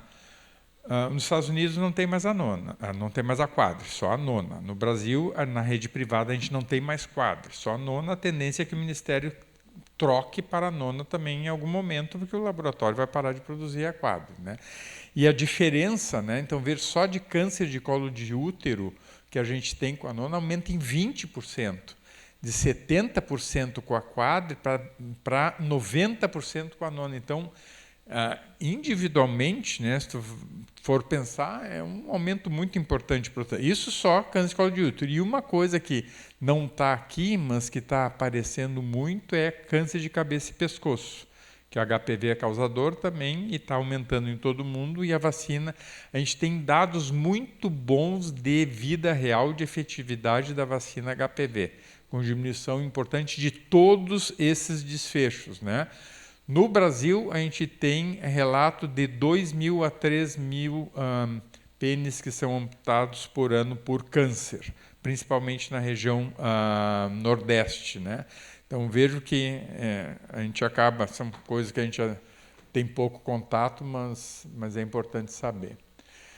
De dengue, a gente tinha 2 vacinas, atualmente tem uma só, licenciada dos 4 aos 60 anos, tem na rede pública de 10 a 14 anos para alguns municípios, né? Por exemplo, aqui a região metropolitana, acho que estão todos, mas acho que são 200 municípios no estado que têm a vacina, não é para todos, e tem na rede privada. E o grande problema que a gente vê de dengue, que principalmente na região sul, a maior mortalidade aconteceu em pessoas com mais de 60 anos, onde a vacina não é licenciada, que é um dos grandes problemas. Ano que vem, provavelmente, a gente vai ter a vacina do Butantan, que vai ser dose única. Por enquanto, a gente só tem a vacina da Takeda, que é a Qdenga. Tá? De Covid, eu acho que eu tenho uma coisa mais para frente de Covid, mas deixa eu ver se eu tenho aqui. Isso aqui eu botei de dengue, né? Porque o Ministério teve que escolher uma faixa etária. Eles escolheram a faixa etária de 10 a 14 anos, apesar de não ser onde isso aqui é 2024. Não foi a faixa etária com maior percentual, mas era o que teria condições do laboratório produtor entregar, né? Então, o laboratório produtor entregou praticamente toda a produção para o PNI. Sim, mas e além disso, talvez, pelo fato da dengue poder ter 4 tipos, quer dizer, a gente pode pegar 4 vezes na vida, e sabendo que a segunda vez pode ser mais grave que a primeira, fiquei pensando isso, eu não tenho essa informação. Se tu pegar essa faixa etária aqui, ela tem um potencial muito maior de pegar mais 1, 2, 3 vezes, e talvez tu protege ela mais. Quem já está mais no fim da vida, pega uma vez, talvez não pegue mais. Mas a ideia mais era também para a gente ter, né, assim, de que dengue acontece em todas as faixas etárias, né? E o Ministério tinha que escolher, e escolheram por critérios epidemiológicos essa faixa etária. Tá? Por que eu botei isso aqui? Isso é de Covid. Tá? Esse artigo é um artigo recente que coloca, porque vem toda a discussão de vacina, protege, não protege, evento adverso, sei que lá. Então, entre 2020 e 2024, é calculado que foram evitadas 2,5 milhões de mortes no mundo, 15 milhões de anos de vida salvos, né, com as vacinas Covid. No Brasil é calculado que a gente tem evitado só no primeiro ano em torno de 600 a 800 mil mortes com a utilização da vacina. Então, claro, tem evento adverso, tem as suas limitações, mas eu acho que a gente tem que reforçar também esse lado bom. Os esquemas, né, atualmente de Covid, então, isso tem no site do Ministério, tá? Mas então, crianças de 6 meses a menor de 5 anos, são um grupo de rotina, idosos, grupo de rotina, e gestante, grupo de rotina. Idoso, 6 em 6 meses, gestante em qualquer momento da gestação. A criança faz só, das crianças de 6 meses a 5 anos, elas fazem só a primovacinação. É estranho porque é um pouco diferente da influenza, que eles fazem todos os anos, né? Mas a Covid ficou estranho porque eles fazem isso. Por exemplo, chega uma criança de 1 ano, faz ali de 1 ano, no ano seguinte ela não vai ter pelo SUS e só tem uma vacina disponível no SUS. E lembrando que nós estamos, onde é que a gente está aqui? Trabalhador da área da saúde. Tá? Uma vez por ano, trabalhador, a não ser que seja daqueles outros grupos, se vacinar para a Covid. Que a gente está tendo uma dificuldade até de ter a vacina, mas atualmente o que a gente tem no Brasil ainda é Moderna e Pfizer, mas aqui a gente, em princípio, só vai ter Pfizer, que foi, eu acho que o que ganhou a última licitação. Né? Pessoas imunocomprometidas, que daí tem esquemas diferentes e a população em geral não está... esse aqui, eu esqueci de atualizar, isso aqui é 4 de setembro, tá? E é interessante porque a gente vai vendo os casos confirmados, acumulados, né? Então isso aqui é o número de óbitos que a gente tem.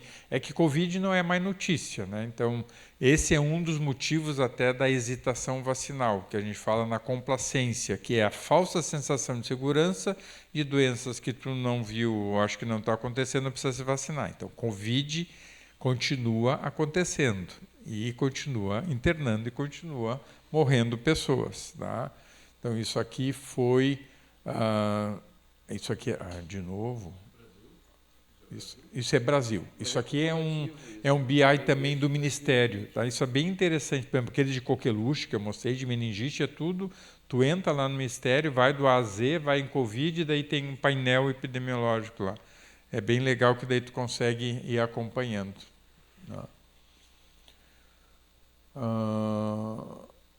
Isso aqui é cobertura vacinal para Covid. Daí fica a situação de criança, baixíssimo, né?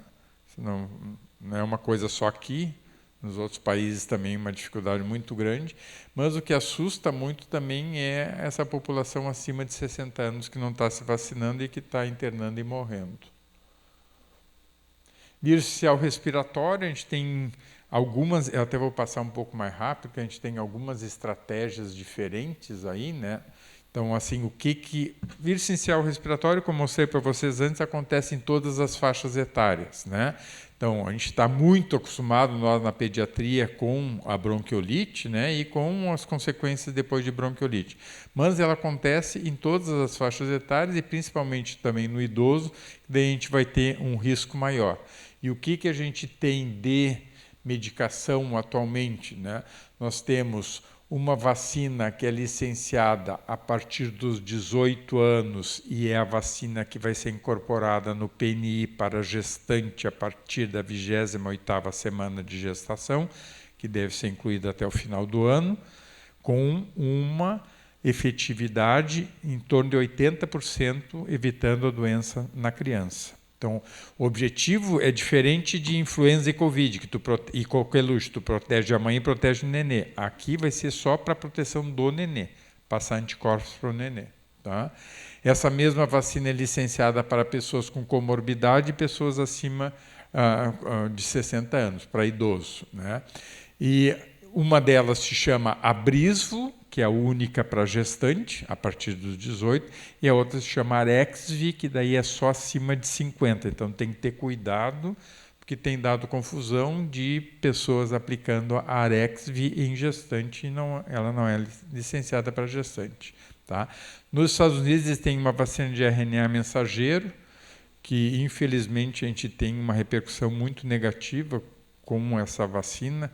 É uma tecnologia que é uma plataforma impressionante, que a gente tem possibilidade, inclusive, de vacina para câncer, né, sendo desenvolvida e já em estudo de fase 3, mas teve uma repercussão muito grande no abalo da confiança das vacinas de RNA mensageiro, e isso não sei se vai ser fácil a gente mudar. E a gente tem uma grande novidade, que é o anticorpo monoclonal para usar na criança. Então, a gente tinha o Synagis, que é o palivizumab, agora a gente vai ter 2, né? Que é o Beyfortus, que é o nirsevimab, e o Enflonsia, que é um outro mab, que é da MSD, que esse ainda não tem disponível no Brasil. Então, países que a gente vai ter disponível no SUS gratuitamente também para crianças de risco, prematuros e crianças de risco. Tem estratégias diferentes nos diferentes países. A Unimed, inclusive, esse ano já autorizou o uso do nirsevimab para crianças, vamos dizer assim, selecionadas, né, com critérios prematuros, cardiopatas importantes ou pneumopatas, enfim, tomando uma cartinha para a Unimed oferece a vacina para o paciente. Porque isso é uma regra da Agência Nacional de Saúde, que todos os convênios, né, então, independente de qual convênio, tem que ser contemplado para aquelas recomendações. Não é amplo, ele é mais restrito, mas foi ótimo, né? Que é caríssimo. Rede privada em torno de R$4.000, né? E a vacina também da mãe é cara, R$1.500. Então, essas são novidades que a gente vai ter aí no SUS gratuitamente. Tem países que usaram as duas estratégias, como o Brasil vai usar. Tem outros, por exemplo, Chile usou só o anticorpo monoclonal, diminuiu em 90% a hospitalização por vacina inicial. O ano passado eles não tiveram nenhum óbito por bronquiolite. E diminuiu as emergências, diminuiu o UTI, tudo, né? Então, isso eu acho que vai ter um impacto muito importante. A Argentina fez a vacinação materna também com um impacto muito importante na vida real, diminuindo a hospitalização em torno de 80%. Eu botei esse slide só para lembrar que a gente cada vez mais artigos dizendo a correlação entre vírus e bactéria. Então, sincicial predispõe a pneumo predispõe a sincicial, influenza, Covid. Então, tem relação muito marcada entre doenças virais e doenças bacterianas, e a gente tem atualmente possibilidade de evitar todas elas, ou pelo menos minimizar todas elas. Algumas situações especiais, com pacientes especiais, lembrar que a gente tem no CRI vacinas, como eu falei antes, pneumo 13, a gente tem para situações de imunodepressão no CRI, né? E a gente tem nos calendários da SBIM, claro que eu digo, amplia a indicação para várias vacinas, né? Hesitação vacinal, a gente já comentou um pouquinho. O que é hesitação? Hesitação é tu ter a vacina disponível, recomendada, e mesmo assim não é aplicada, que é, por exemplo, o que acontece com a vacina da influenza, né? Então, tem vários determinantes, né? Os principais são a complacência, que é aquela falsa sensação de segurança, aquilo que a gente está falando. Não tem mais pólio. Para que eu vou vacinar para pólio se não existe mais pólio, né? É que a pólio continua existindo no mundo e tem risco de voltar. Tá? A confiança, que eu acho que foi muito abalada, né? Nesses últimos anos a gente teve um abalo muito importante, a gente tem uma dificuldade muito grande de rebater ou tu ir atrás de coisas que tu sabe que não tem respaldo científico. Então, a confiança, ela abala as instituições, abala a vacina, abala o profissional. Então, porque o que a gente vê? Antes a gente não tinha, né, as pessoas, ou mesmo os profissionais, perguntando qual é o país que produz essa vacina, se eu vou usar ou não vou usar. Então, tem uma série de coisas que acabaram atrapalhando, e a conveniência é tu ter a vacina, o profissional está capacitado e informado para responder as dúvidas, porque as pessoas têm dúvidas. Eventos adversos acontecem, tu tem que conhecer isso para poder responder. Talvez o pior é que a discussão deixou de ser científica, né, e se tornou até política, como se fosse um time de futebol. Não, esse é um grande problema, né, que daí envolve política, religião e futebol, são coisas que a gente tem que cuidar muito na discussão, né? E aqui as nossas coberturas vacinais. São as metas que tem no Guia de Vigilância em Saúde, a meta de todas as vacinas da criança, exceto o BCG e Rota, que é 90%, as outras todas é 95%. Então, a gente tem que melhorar aí as nossas coberturas vacinais. A gente teve uma queda importante a partir de 2015, né, nas coberturas, e a partir de 2022 a gente começa a melhorar um pouco as coberturas vacinais, então a gente está fazendo um esforço grande, e esse encontro aqui também é um encontro para a gente estimular isso. Então, em 2024, a gente já tem algumas que a gente conseguiu, por exemplo, BCG, que é 90%, a gente já tem. Isso aqui é Brasil como um todo. Tá? E a tríplice viral. A tríplice viral também, né, que a gente conseguiu, até porque tem um esforço muito grande para não retornar o sarampo. Né? Então, mas não é fácil, né? Aquilo que o Benjamin colocou antes lá no início, e esse slide mostra bem como é que funciona a imunidade de grupo, né? Então, se eu tenho aqui 95% da população vacinada, eu tenho uma doença aqui como o sarampo, que tem um risco muito grande de transmissão, tem poucas pessoas suscetíveis, vai contaminar 1, 2, né? Agora, se eu tenho aqui 0%, vai espalhar para tudo. Mas eu tenho um intermediário, como a gente está aqui, 75%, né? Veja como a gente tem a possibilidade dessa doença se alastrar. Então, como um exemplo aí do como é que é a imunidade coletiva. Rede privada alimenta o sistema. Então, tanto rede pública como privada, vocês podem ver as vacinas de vocês no Conect SUS atualmente, né? Então, que começou com vacinas Covid e agora foi ampliado para todas as vacinas. Então, todo mundo tem que alimentar o sistema, rede pública e rede privada. E a gente também, na rede privada, tem que notificar que eventos adversos graves, né, após vacinação, eles são de notificação compulsória. Então, isso também é importante. A gente tem um manual de vigilância dos eventos adversos e uma série de coisas que a gente tem que seguir. Eu falo essa parte, depois tu fala. Então, como conclusões, a gente tem diferentes calendários, diferentes recomendações, diferentes produtos, composições, enfoques, e com hesitação vacinal e baixa cobertura vacinal, é fundamental isso que a gente está fazendo aqui, que é capacitar, informar e comunicar. Só assim a gente vai conseguir reverter essa situação. Então, só para relembrar e fechar, né, com conclusão, que a vacina é a melhor arma que a gente tem em saúde pública. As reações adversas, se elas ocorrem, elas são monitoradas e podem sair do mercado se acontecer alguma coisa mais séria. E uma pergunta que muita gente faz, assim como pediatra, fazer vacina no SUS ou no privado? A minha resposta é: faça a vacina, né? Depois eu explico tudo que o Juarez já colocou, a diferença entre a pneumo 10 e a pneumo 13 ou a 20, né, os custos, eu não vou entrar em detalhes aqui, eu coloco isso para os pais, mas a primeira resposta: faz a vacina, aonde tu puder fazer. Tu pode pagar por alguma delas, então vamos escolher o que a gente vai poder pagar. Meningo B também é outra opção. Eu também só ia botar, só queria acrescentar também assim, a questão de onde fazer as vacinas, né? Antigamente tinha alguns consultórios pediátricos que tinham lá uma geladeirazinha que eles guardavam as vacinas e ofereciam para os pacientes, fazia parte da consulta, depois cobrava e tal. Hoje em dia isso não é aceito mais, né? Todas as vacinas, o sistema de saúde de frio é uma coisa muito importante.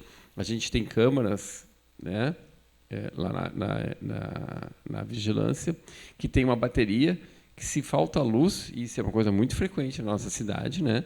Então elas aguentam 12, 24, até 36 horas sem luz, a bateria segura a temperatura da vacina. E se dá algum problema, no SUS, algum problema que a vacina, o termômetro marcou, sei lá, 22 graus, a gente pega a vacina e põe fora, e chama um novo lote. Então, assim, algumas pessoas perguntam: fazer vacina no SUS, no postinho, é o lugar mais seguro do mundo.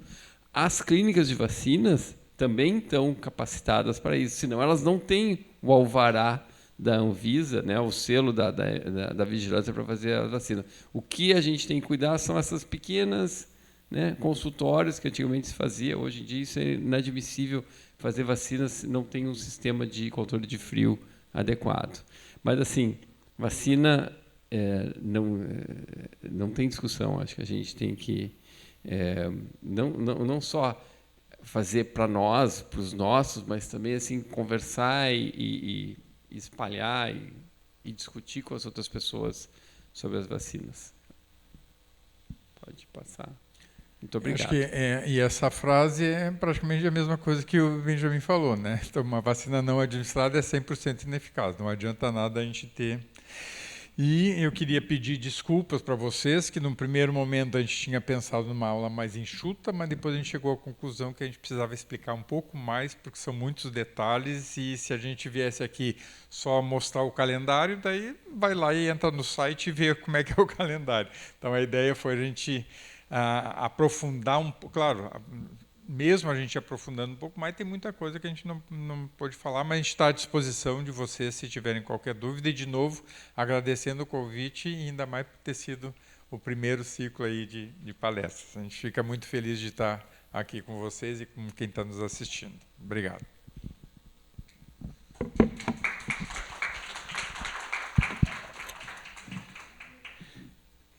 A Henriques tem um imenso prazer em agradecer para vocês essas explanações. Eu tenho uma série de coisas que eu anotei, tem algumas perguntas que chegaram aqui para mim, no grupo aqui que a gente criou para os questionamentos. Algumas questões já foram respondidas durante a apresentação. Se a gente fosse conversar sobre vacina, a gente ia até às 4h, com certeza, porque é um assunto que merece que a gente se aprofunde e dissemine a ciência, como eu falei antes. Mas eu acho que tem algumas coisas que a gente tem que reforçar. Né? Eu já tinha comentado antes, e depois o senhor falou de novo, né, que a meningite por hemófilos praticamente terminou. A gente tem algumas outras coisas que a gente nunca mais viu, que foi a pancefalite esclerosante, sarampo, e se nós não vacinar vai voltar. Tem médico que nunca viu sarampo. A maioria dos médicos mais novos nunca viram sarampo. Então, ainda tem esse problema, não vão fazer o diagnóstico. E aí vai possibilitar disseminar mais e terminar dando pancefalite lá na frente. Essas historinhas que a gente já viu, meningococcemia, quem é que já viu meningococcemia? Muito pouca gente, só da nossa faixa etária, ninguém mais viu. Rubéola congênita, a gente vê ainda.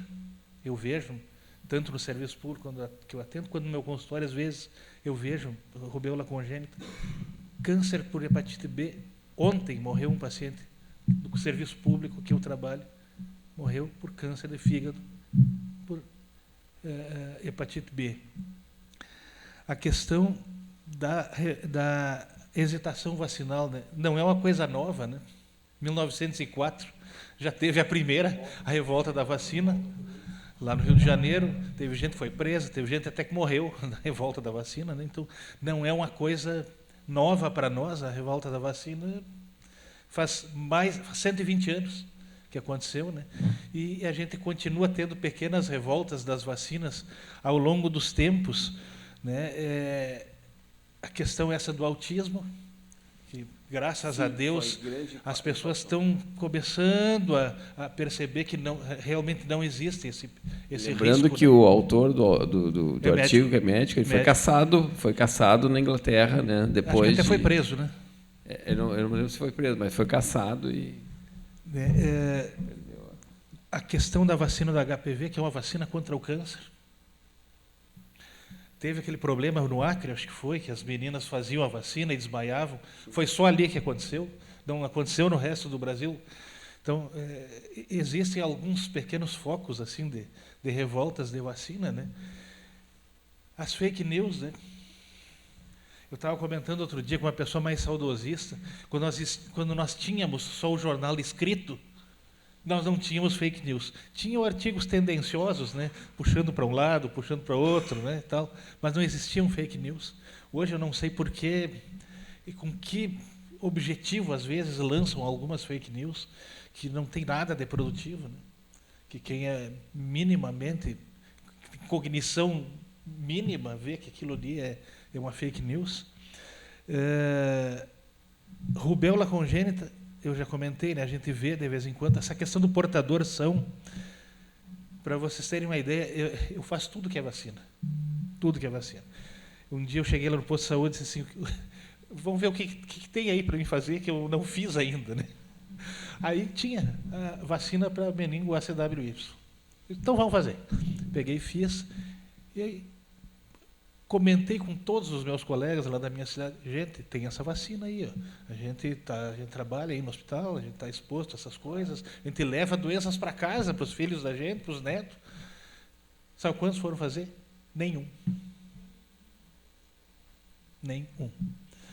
Então, realmente a gente vai ter que fazer muitos desses encontros aqui para a gente tentar modificar um pouco o pensamento dos colegas.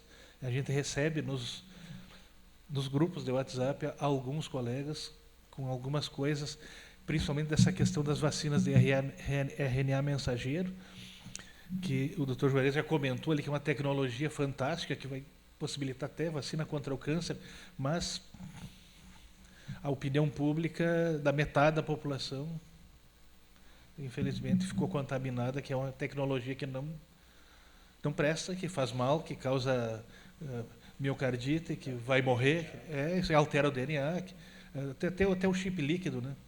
Eu vi uma enfermeira dizendo que era um chip líquido. Ontem me mandaram uma nutricionista, fez um Reels no Instagram, combatendo as panelas de Teflon, porque as panelas de Teflon podiam ocasionar autismo. Para vocês verem a que ponto chega. Eu denunciei esse vídeo no Instagram, provavelmente não vai acontecer nada, porque não acontece nada. Tem algumas outras perguntas que chegaram. Tem uma aqui que a pergunta é bem interessante, assim, mas a resposta provavelmente seja comprida, né? Mas eu vou repassar para vocês. Em casos de crianças com doenças crônicas ou uso de imunossupressores, como deve ser a adaptação do calendário? Acho que tem calendários, né, já prontos na SBIM, na Sociedade. E tem até um caderno, apresentou assim só a capa, né, para esses casos especiais. Normalmente, só para tentar talvez responder a pergunta, se tu sabe que a pessoa vai, por exemplo, vai fazer uma quimioterapia, né, vai ficar imunossuprimida, tu já faz as vacinas antes de começar a quimioterapia, para ele chegar, porque durante a quimioterapia realmente tem algumas vacinas até são contraindicadas, ele está imunodeprimido, vírus vivo atenuado a gente não vai fazer, né? Talvez a resposta também não seja boa. Então faz antes de começar a imunoterapia que vai deixá-lo imunodeprimido. Tem uma pergunta, assim, a última, assim, que eu vou fazer até pela questão do horário, né? Que foi mandada aqui. Foi uma pergunta de quem está assistindo virtual. Sobre a vacina contra pertússis.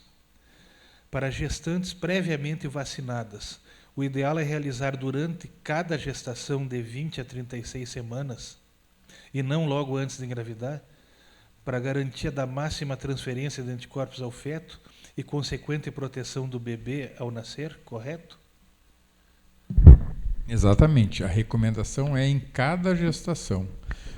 Então, independente do intervalo, então mesmo que ela tenha tido uma gestação ano passado e agora tem esse ano, vai repetir a partir da 20ª semana de gravidez. Se por acaso não fez durante a gestação, até pode fazer no puerpério, mas a estratégia principal é fazer durante a gestação com o objetivo de proteger o neném. Porque a gente cuida aquele pico de produção de IgM, a IgM é aquela que passa pela barreira placentária, IgG não adianta.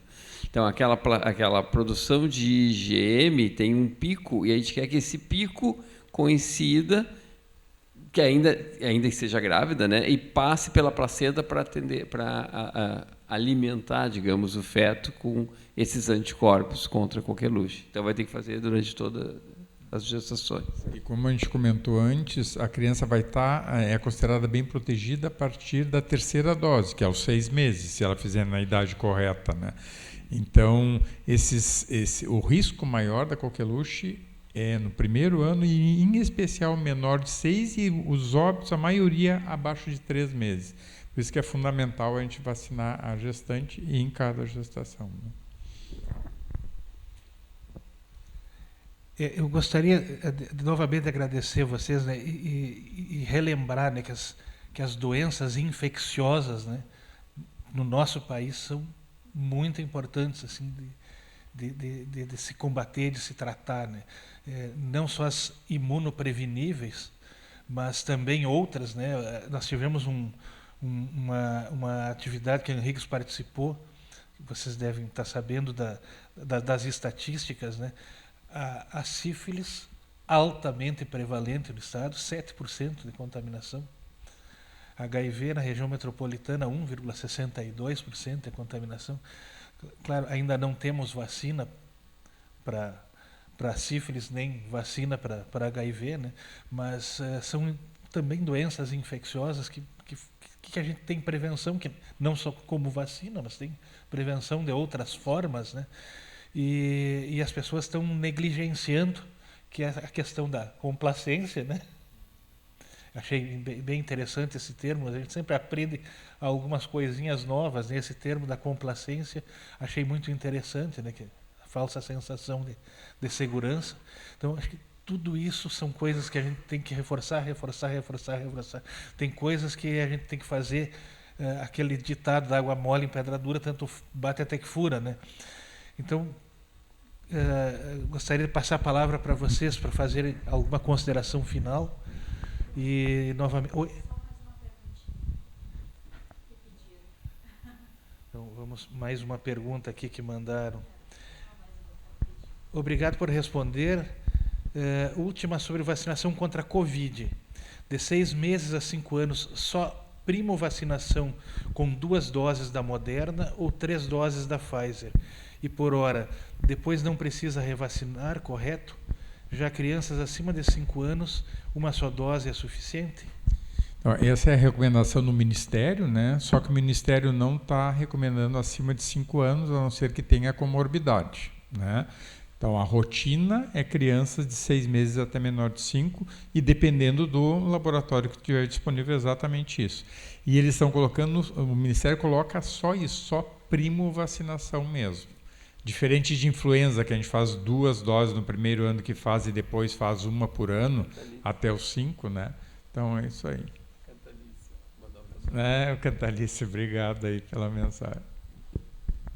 O Dr. Cantalice é uma pessoa que estimula muito a vacinação, né? Ele, inclusive, escreveu um artigo anos atrás, quando ele era presidente da Henriques, que vacinar é um ato de amor, né? Então, acho que, como bom pediatra, né? Está resumido. Várias manifestações aí dos que estão assistindo online, né? Parabenizando os colegas. Teremos mais um encontro, né?